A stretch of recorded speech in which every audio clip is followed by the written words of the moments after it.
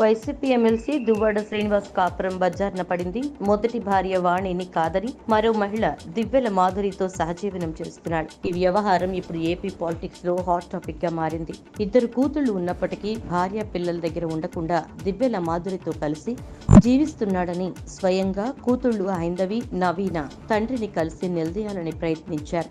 అయితే పోలీసులు అనుమతించకపోవడంతో విషయాన్ని మీడియాకు తెలియజేశారు. దీంతో దువ్వాడ శ్రీనివాస్ ఫ్యామిలీ వ్యవహారం రచ్చరచ్చ అవుతోంది.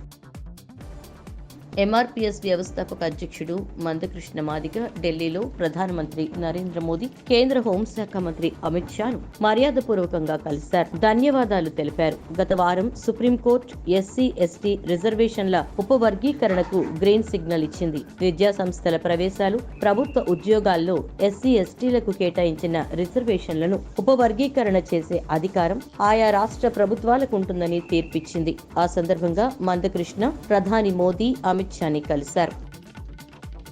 మీడియా అడిగే ప్రశ్నలకు జగన్ సమాధానం చెప్తారో లేదో వైసీపీ నేతలకు కూడా క్లారిటీగా తెలుసు.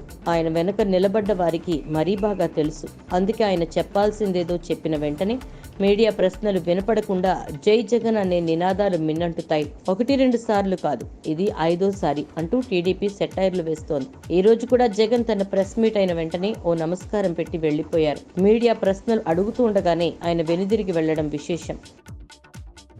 ప్రధాని నరేంద్ర మోదీ లోక్సభలో ప్రతిపక్ష నేత రాహుల్ గాంధీ ఒకరినొకరు ఆప్యాయంగా పలకరించుకున్నారు. నేడు లోక్సభ వాయిదా పడిన తర్వాత పార్లమెంటు కాంప్లెక్స్ లో టీ మీట్ నిర్వహించారు. ఈ కార్యక్రమంలో ఒకంత పక్కపక్కనే కూర్చున్న మోదీ, రాహుల్ గాంధీ ఆప్యాయంగా పలకరించుకున్నారు. ప్రస్తుతం పార్లమెంటు సమావేశాలు ఆగస్టు 12న ముగియాల్సి ఉన్నాయి. లోక్సభ స్పీకర్ ఓం బిర్లా సభను నిరవధిక వాయిదా వేశారు. రైతుల గురించి ప్రశ్నిస్తే సమాధానం చెప్పే దమ్ములేక కుటుంబాన్ని గుంజుతున్నారు. వైసీపీ ప్రభుత్వానికి రైతు సంక్షేమం పట్టకనే కదా మీకు పట్టం కట్టింది. జగన్ నిండా ముంచారు అనే కదా 11 సీట్లకు పరిమితం చేసింది. మోసం చేశారు అనే కదా కనీసం ప్రతిపక్ష హోదా కూడా ఇవ్వలేదు. రైతుల్ని వ్యతిరేకించే బీజేపీతో మీరు కూటమి కట్టి పక్షపాతిగా ఉంటామని హామీలిచ్చి గద్దెనెక్కి ఇప్పుడు వాళ్లను వర్షంలో నిలబెట్టారు. ఇది మీ సర్కారుకు న్యాయమా అంటూ షర్మిల ఫైర్ అయ్యారు. రైతులు ముఖ్యమైన అలర్ట్ ఏంటని అనుకుంటున్నారా?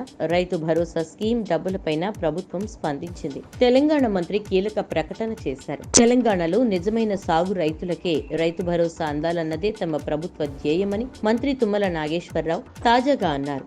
గత ప్రభుత్వం చేసిన తప్పులు తాము చేయబోమని రైతులకు సమావేశంలో చెప్పారు. రైతుల నుంచి అభిప్రాయ సేకరణ పూర్తయిన వెంటనే అర్హులైన వారి ఖాతాల్లోకి రైతు భరోసా నిధులు జమ చేస్తామని తెలిపారు.